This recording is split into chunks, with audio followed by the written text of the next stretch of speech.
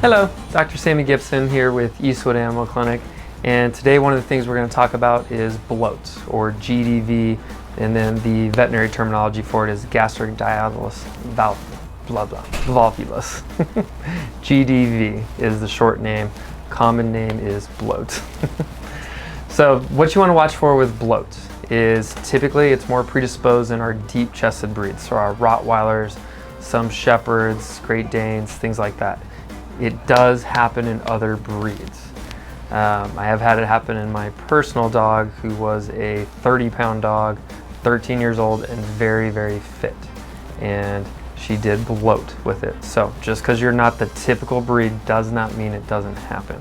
We've had numerous cases where we have bloat in the less likely patients, so our skinny, well-fit patients. So just because you're not the right breed doesn't mean it can't happen. So watch for it. So what is bloat? Bloat is exactly what it sounds like. They get bloated.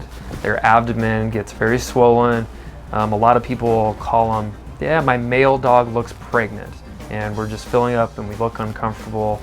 We're trying to throw up or retch, but nothing's happening, and help. Those are some of the big red signs.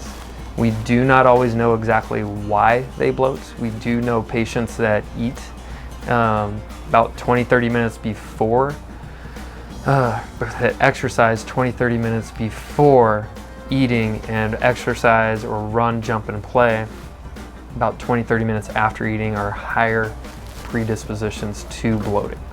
Bloating is a twisting of the stomach or the spleen or an organ over itself, and it's called entrapment. And that's more normal. When you do that, it starts cutting off circulation.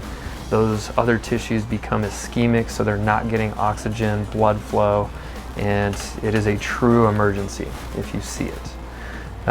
Those are one of the ones where, as a physician, when we see them, we're on the clock. Depending on what time frame it happened, we typically have between 4 to 8 hours to have a good outcome. But it all comes down to how much of a turn it is, how constricted it is, and how long it's been there, and there's a lot of variables with it that affect the outcomes. And sometimes by the time owners find it, if it happens late at night and they come in at 8 in the morning, it's already been past that 8 hours, and by the time we go in for the surgery, some very important tissues can be dead and necrotic, and those patients can have a very poor outcome and not make it. So watch out for it. Try not to let your guys run, jump, and play right before you feed them. Don't let them run, jump, and play 20-30 minutes after you feed them. And keep an eye out for swelling in the abdomen. It's usually air-filled.